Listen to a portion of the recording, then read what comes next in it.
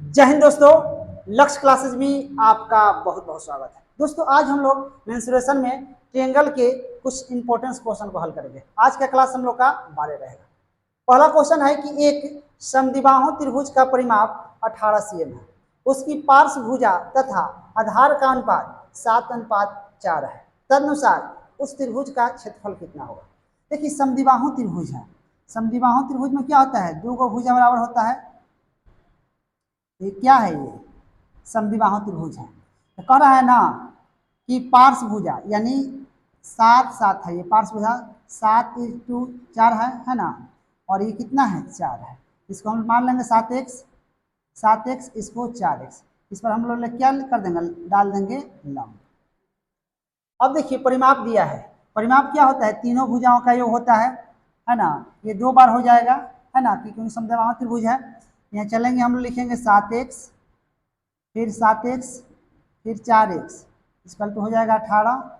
7×2 = 14, 4 हो जाएगा 18x equal to 18 cut जाएगा। x इक्वल टू कितना हो जाएगा 1। भाई कितना हो जाएगा, 7 हो जाएगा। 1 से गुना करेंगे, ये भी 7 हो जाएगा, ये भी कितना हो जाएगा, 4 हो जाएगा। अब आप एक बात ध्यान देंगे कि हमको ऊंचाई ज्ञात करनी है। तो हाई आपका कर्ण हो जाएगा, हाई दू और दू क्या हो जाएगा, आधार हो जाएगा। तो हम लोग क्या निकाल लेना है, लंब। तो लंब बराबर क्या होता है, कर्ण स्क्वायर। तो 7 स्क्वायर और -2 स्क्वायर हो जाएगा। 7 कितना हो जाएगा, 49 - 5 हो जाएगा, यानी हो जाएगा 45। यानी 9 गुने हम 5 लिख सकते हैं, तो 3√5 हो जाएगा। ये हम लोग का ऊंचाई हो जाएगा। हम लोग का निकालना है त्रिभुज का क्षेत्रफल। त्रिभुज का क्षेत्रफल 1/2 आधार गुना ऊंचाई होता है। आधार कितना है इसका, आधार 4 और ऊंचाई कितना हम लोग का आ गया 3√5। काट देंगे 2 से, यानी कितना हो जाएगा, 3 दूना 6√5 सेंटीमीटर हो जाएगा स्क्वायर। ये हम लोग का हो जाएगा आपका आंसर, 6√5 सेंटीमीटर स्क्वायर आंसर। चलिए आइए अगले क्वेश्चन को देखते हैं। क्वेश्चन नंबर 2 है, यदि एक त्रिभुज की भुजाओं की लंबाई 4:5:6 के अनुपात में है और उस त्रिभुज की अंतः त्रिज्या 3 cm है, तो सबसे बड़ी भुजा को आधार मानकर उस त्रिभुज की ऊंचाई कितनी होगी।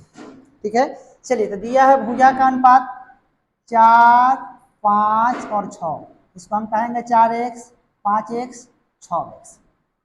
देखिए तो r बराबर क्या होता है, r बराबर होता है त्रिभुज का क्षेत्रफल बटे एस, यानी अर्ध परिमिति। r दिया है 3 और त्रिभुज का क्षेत्रफल, और तीनों भुजाओं का योग कर देंगे 4x, 5x और 6x बटे 2। अर्ध परिमिति होती है, यानी आपका क्या हो जाएगा, ये हो जाएगा 2 त्रिभुज का क्षेत्रफल 5 4 9 6 15x, यानी त्रिभुज का क्षेत्रफल कितना हो जाएगा, 15×3=45/2x, यानी 45x/2।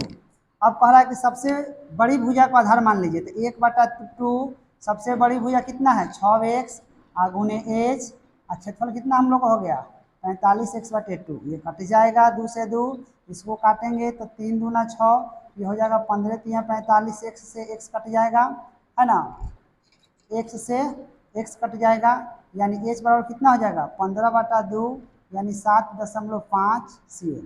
ये हम लोग का आंसर हो जाएगा, यानी उस त्रिभुज की ऊंचाई कितनी हो जाएगी 7.5 cm। चलिए आइए अगले क्वेश्चन को देखते हैं। क्वेश्चन नंबर 3, एक त्रिभुजाकार खेत की 3 भुजाओं की लंबाई क्रमशः 15 मीटर, 20 मीटर तथा 25 मीटर है। तदनुसार उसमें 5 रुपया प्रति वर्ग मीटर की दर पर बीज बोने की लागत की गणना करें। देखिए दिया है आपका 15 मीटर, 20 मीटर और 25 मीटर। देखिए ये राइट एंगल ट्रायंगल बन जाएगा। इसका स्क्वायर इसका स्क्वायर जोड़कर इसका स्क्वायर करेंगे तो बराबर हो जाएगा। तो त्रिभुज का क्षेत्रफल क्या होता है 1/2 आपका आधार गुने क्या होता है ऊंचाई होता है त्रिभुज का क्षेत्रफल। तो क्या करेंगे हम 1/2 आधार 15, ऊंचाई ले लेंगे 20, काट देंगे 10, तो कितना हो जाएगा 150 वर्ग मीटर स्क्वायर हो जाएगा। अब कह रहा है कि 5 रुपये प्रति वर्ग मीटर की दर से लागत निकालना है, तो लागत निकाल लेंगे। लागत तो 1 वर्ग मीटर का 5 रुपया है, तो 150 वर्ग मीटर का निकाल लेंगे, है ना। तो 150 गुने 5 कर लेंगे, 15 5 कितना हो जाएगा 75, यानी 750 रुपया। ये इसका हो जाएगा लागत। ये हम लोग का आंसर हो जाएगा 750 रुपया। चलिए आइए अगले क्वेश्चन को देखते हैं। क्वेश्चन नंबर 4, एक समबाहु त्रिभुज की ऊंचाई 15 cm है, तदनुसार उसका क्षेत्रफल कितना होगा। देखिए समबाहु त्रिभुज की ऊंचाई दिया है। समबाहु त्रिभुज की ऊंचाई क्या होता है, h बराबर होता है √3/2 गुने भुजा होता है। ठीक है, ऊंचाई हम लोग का दिया है कितना 15, हम चलेंगे √3/2 गुने साइड होता है, मल्टीप्लाई कर लेंगे हम लोग, तो ए बराबर कितना हो जाएगा 15 दूना 30/√3 हो जाएगा।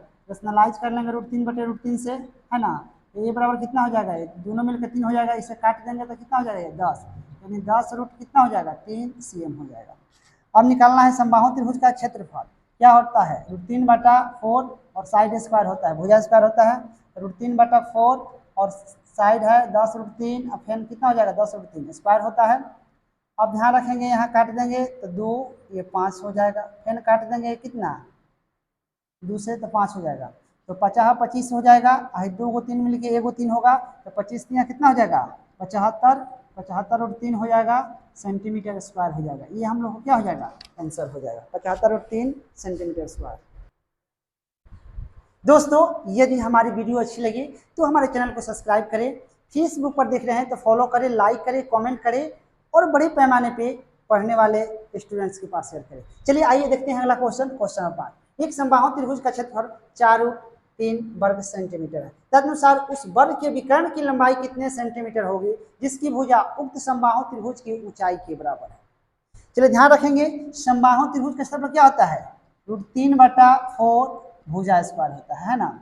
ये कितना दे दिया है हम लोग को 4√3 दे दिया है। अब ध्यान दे देंगे हम लोग, ये √3 से √3 कट जाएगा, यानी ए स्क्वायर बराबर क्या हो जाएगा 4 गुने हो जाएगा 4, ए बराबर हो जाएगा 4। अब कह रहा है कि जिसकी भुजा समबाहु त्रिभुज की ऊंचाई के बराबर है, तो समबाहु त्रिभुज की ऊंचाई क्या होता है √3/2a होता है ना। तो ए एच बराबर निकाल लेंगे हम लोग कितना √3/2 गुने 4, काट देंगे तो हो जाएगा 2, यानी 2√3 cm हो जाएगा। ये क्या हो जाएगा हम लोग का, ये हम लोग का हो जाएगा समबाहु त्रिभुज की ऊंचाई। अकॉर्डिंग टू क्वेश्चन क्या कह रहा है कि जो ऊंचाई है उतना क्या है, उस वर्ग की विकर्ण की लंबाई निकालना है। तो कह रहा है कि जो भुजा है समबाहु त्रिभुज की ऊंचाई के बराबर है, तो हम लोग का ए बराबर कितना हो जाएगा 2√3 हो जाएगा, क्योंकि ऊंचाई हम लोग का है 2√3 और ये भुजा क्या है ऊंचाई के बराबर है। अब क्या कह रहा है निकालने के विकर्ण, यानी विकर्ण किसका निकालना है वर्ग का, कितना होता है √2 इंटू ए होता है ना। तो √2 इंटू 2√3, अब गुना कर देंगे तो क्या हो जाएगा 2 हो जाएगा आपका 3 दूना 6, इतना सेंटीमीटर हो जाएगा। वर्ग का विकर्ण हो जाएगा 2 √6 सेंटीमीटर हो जाएगा।